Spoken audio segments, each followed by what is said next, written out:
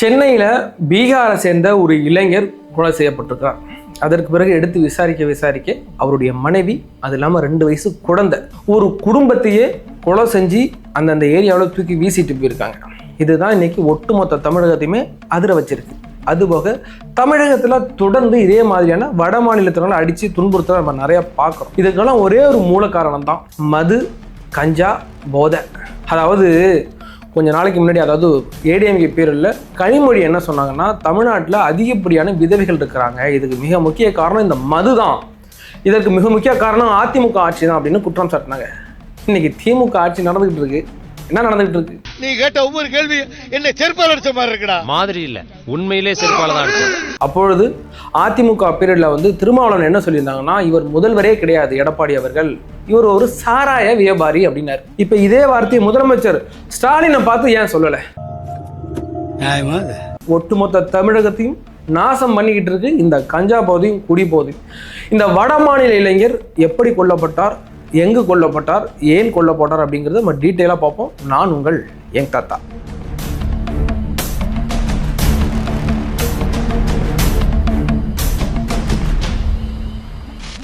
கடந்த ஜனவரி 26 குடியரசு தினத்தன்னைக்கு சென்னை அடையாருக்கு பக்கத்தில் உள்ள ஒரு ஷோரூம் பக்கத்தில் ஒரு மூட்டை ஒன்று கிடந்திருக்கு. அந்த மூட்டை ஒரே ரத்த கலரியாக இருந்திருக்கு. அங்கே உள்ள மக்கள் பார்த்துட்டு பயந்துட்டு உடனே சென்னை அடையார் போலீஸ் ஸ்டேஷனுக்கு ஃபோன் பண்ணி சொல்லியிருக்காங்க, இங்கே ஒரு மூட்டை ஒன்று கிடக்கு, ஒரே ரத்த கலரியாக இருக்குன்ட்டு. அங்கேருந்து வந்த அந்த காவல்துறையினர் அந்த மூட்டையை கைப்பற்றி கொண்டு பார்க்கும்போது, அதை திறந்து பார்க்கும்போது 24 வயது மதிக்கத்தக்க ஒரு வட மாநில இளைஞருடைய பிணம் அப்படிங்கிறது தெரியுது.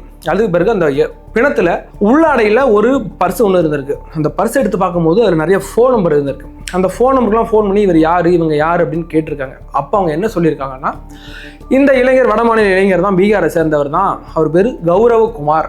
அவர் 2 நாளைக்கு முன்னாடி என்கிட்ட ஃபோன் பண்ணி கேட்டார், இது மாதிரி எனக்கு வேலை இருக்குமா அப்படின்னு இருக்கார். அதுபோக அங்கே உள்ள சிசிடிவி ஃபுட்டேஜ்லாம் இருக்கும்ல, அதெல்லாம் எடுத்து பார்த்துருக்காங்க, இந்த மூட்டை யார் கொண்டு வந்தது அப்படின்னு பார்த்துருக்காங்க. அப்போ 2 இளைஞர்கள் ஒரு பைக்கில் கொண்டு வர அந்த ஃபுட்டேஜ் கிடைச்சிருக்கு. அதன் மூலமாக அந்த பைக்கில் உள்ள நம்பர் பிளேட் இருக்கும்ல, அதை வச்சு பார்க்கும்போது, ட்ராக் பண்ணி பார்க்கும்போது, அந்த பைக்கு சென்னை தரமணியில் உள்ள ஒரு வட மாநில இளைஞருடையது. அவர் பேர் சிக்கந்தர். அவர் தான் இந்த வண்டியை ஓட்டிட்டு வந்திருக்கார் அப்படிங்கிறது கன்ஃபார்ம் பண்ணியிருக்கு. அதற்கு பிறகு காவல்துறையினர் அவரை பிடிச்சி விசாரிக்கும் போது அவர் சொன்ன வாக்குமூலங்கள், அவர் சொன்ன கன்ஃபெஷன் இன்னைக்கு ஒட்டுமொத்த தமிழகத்தையுமே உலுக்கியிருக்கு. அவர் அப்படி என்ன கன்ஃபெஷன் சொன்னார், என்ன நடந்தது அப்படிங்கிறத நம்ம டீட்டெயிலாக பார்ப்போம். கடந்த ஜனவரி 21 பீகார்லேருந்து கௌரவகுமார் மற்றும் முனிதா அப்படின்ற 2 தம்பதிகள் கை குழந்தையோட தமிழ்நாட்டை நோக்கி வராங்க. எப்படியாவது தமிழ்நாட்டில் போய் நம்ம பொழைச்சிக்கலாம், அங்கே வேலை இருக்கும் அப்படின்ட்டு வந்தாங்க.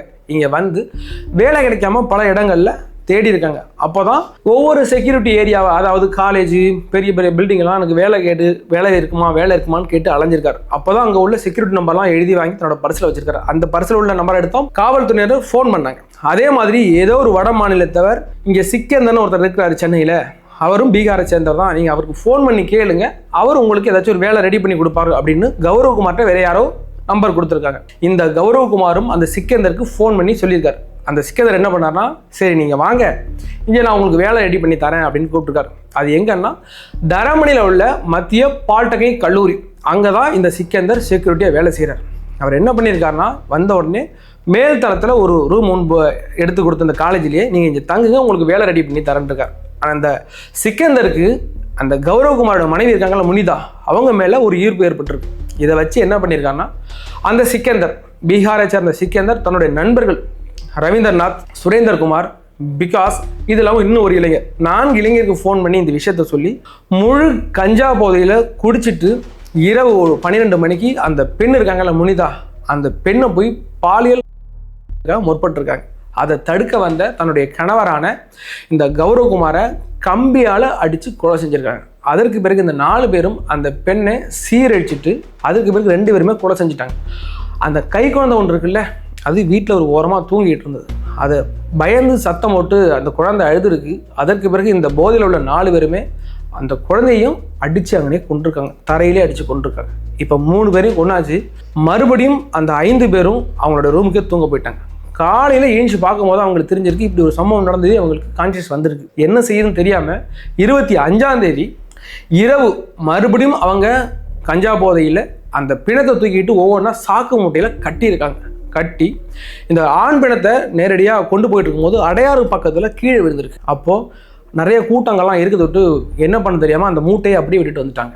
அதற்கு பிறகு அந்த குழந்தையை இன்னொரு ஏரியாவில் கொண்டு வீசிட்டாங்க. அந்த பெண்ணை ஒரு மூட்டையாக கட்டி தரமணியில் இருக்கிற ஒரு டஸ்ட்பின் ஏரியா, பெரிய ஸ்கிப் பின் இருக்கும், அதில் கொண்டு போட்டாச்சு.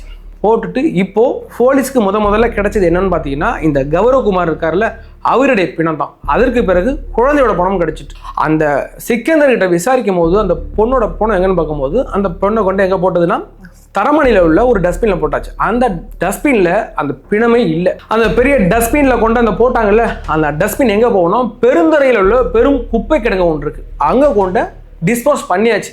இப்போ ஒட்டுமொத்த தமிழக காவல்துறையும் என்ன பண்ணிட்டு இருக்காங்கன்னா அந்த பெருந்துறையில் உள்ள அந்த குப்பை கிடங்கு கிளறிக்கிட்டு இருக்காங்க. எப்படியாவது அந்த பொண்ணோட பாடியை எடுத்தே ஆகணும் அப்படிங்கிறதுனால.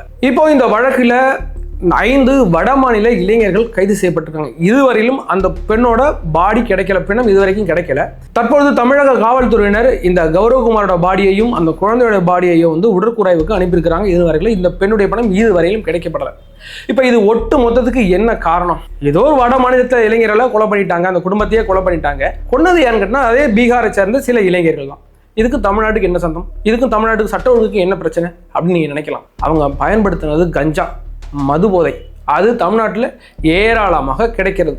இதில் மா சுப்பிரமணியன் அவர்கள் கொஞ்சம் நாளைக்கு முன்னாடி சொல்லியிருந்தாங்க, அதாவது தமிழ்நாட்டில் 0% கஞ்சாவே கிடையாதுங்க அப்படின்னு சொல்லியிருந்தீங்க.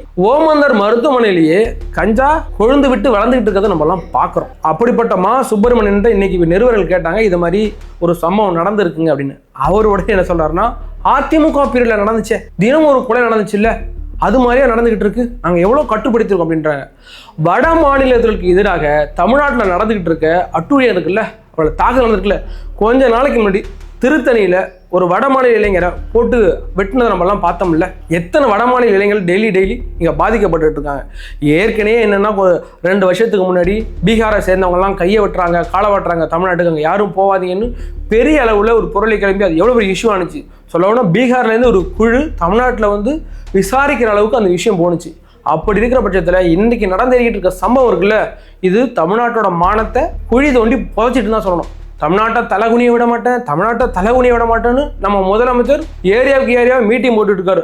ஆனால் இந்தியா லெவலில் பார்க்கும்போது தமிழ்நாடு மானம் பறந்துகிட்டு இருக்கு. அதை தலை குனிஞ்சு பலகாலம் ஆச்சு அப்படின்னு தான் நம்ம பார்க்குறோம். தமிழ்நாடு முழுக்க பெண்களுக்கு எதிரான பாலியல் வன்கொடுமை. இன்னைக்கு ஒரு நியூஸ் வந்திருக்கு, தமிழ்நாடு ஒரு சென்னையில் உள்ள ஒரு கல்லூரியில் ஒரு பெண்ணுக்கு எதிராக பாலியல் வன்கொடுமை நடந்திருக்கு.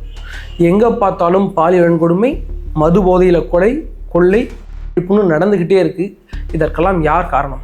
இதற்கெல்லாம் யார் பொறுப்பேற்பா? தமிழ்நாட்டின் உள்துறை அமைச்சராக இருக்கக்கூடிய மு.க. ஸ்டாலின் அவர்கள் தான் இதற்கு கண்டிப்பாக பொறுப்பேற்க வேண்டும். தமிழக காவல்துறையினர் என்ன சொல்றாங்கன்னா, குற்றம் நடந்து ஒரு நாளுக்குள்ளே நாங்கள்லாம் குற்றவாளியை பிடிச்சிட்டாங்க பாருங்க, நாங்கள் வந்து ஸ்காட்லாந்து போலீஸ்க்கு ஈக்குவலாக இருக்கிறோங்கிற மாதிரி பெருமை பீத்திக்கிறாங்க.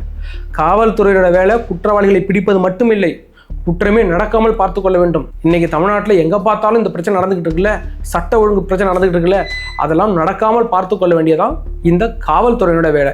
இன்று பீகார் இளைஞருடைய இந்த குடும்பம் கொல்லப்பட்டிருக்கு. அவங்க என்ன நினச்சிட்டு வந்திருப்பாங்க, எப்படியாவது தமிழ்நாட்டுக்கு போனால் நம்ம உயிர் வாழ்ந்துடலாம், அங்கே வேலை கிடைக்கும், தமிழ்நாட்டில் நிறைய வேலை வாய்ப்பெல்லாம் கிடைக்கும் தான் நம்பி வந்திருப்பாங்க. இந்த தமிழக காவல்துறை, இந்த தமிழக அரசு ஒரு வட மாநில குடும்பத்தையே சிதைத்திருக்குன்னு தான் நம்ம பார்க்கணும். ஏதோ வட மாநில இளைஞர் தானே கொண்டாங்க, இதுக்கு தமிழக அரசு எப்படி பொறுப்பேற்கும்? என் வீட்டுக்கு ஒருத்தன் பாதுகாப்பு தேடி வந்திருக்கான், இன்னொருத்தன் வந்து அடிக்கிற அளவுக்கு நான் பார்த்துருக்க வேலை, என் வீட்டில் நீ இதை நடக்கக்கூடாதுன்னு சொல்ல முடியல. அதே மாதிரி தான் தமிழ்நாடுங்கிற என் வீட்டுக்குள்ளே ஏதோ வட மாநிலத்தவர் இன்னொரு வட மாநில இளைஞரை கொண்டாலும் அதற்கு இந்த தமிழ்நாடு அரசு தான் பொறுப்பேற்க வேணும். இதே மாதிரியாக தமிழ்நாடு முழுக்க நடக்கக்கூடிய குற்ற சம்பவங்கள் எப்போ குறையும்? இதற்கெல்லாம் யார் பொறுப்பேற்பா? இன்னைக்கு தினம் வீட்டை விட்டு வெளியில் போனாலே பயந்துக்கிட்டு போகிற அளவுக்கு ஆன சுச்சுவேஷன் தான் தமிழ்நாட்டில் இருக்குது. இதெல்லாம் நீக்கப்பட வேண்டும். தமிழக அரசு இதில் பெரும் அளவில் கவனம் செலுத்தணும் அப்படின்னு தான் பார்க்கணும். ஏன்னு கேட்குற நியூஸு, பார்க்குற அந்த நியூஸ் எல்லாம் பார்க்கும்போது நமக்கு திக்குன்னு இருக்குது. நாளைக்கு நமக்கு ஒன்று நடந்துருமோ, நம்ம வீட்டு பெண்களை வெளில அனுப்புறதுக்கு பயப்படுற அளவான ஒரு சூழ்நிலை தான் இன்றைக்கி நடந்துக்கிட்டு இருக்குது. அதுலேருந்து தமிழக மக்கள் எப்போ விடுபட போகிறாங்கன்னே தெரியலை. சரி, இந்த நியூஸில் இன்னும் வேற அப்டேட்டுகளை உங்களுக்கு உடனுக்குடன் நாங்கள் கொண்டாந்து சேர்ப்போம். அதுவரை உங்களிடம் விடைபெறுவது நான் உங்கள் யங் தாத்தா.